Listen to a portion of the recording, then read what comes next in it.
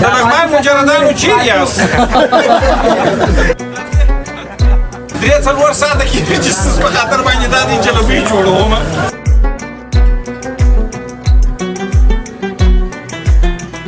ښکلی لغمان دی.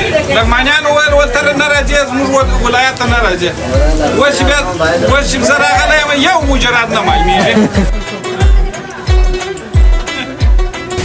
وخی په دې ژمي کې نو بیا دا جلبۍ څنګه شو خوند کوي؟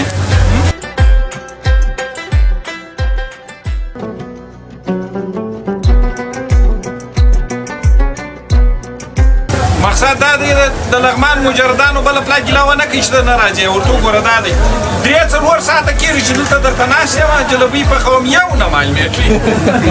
ټول مجردان دي.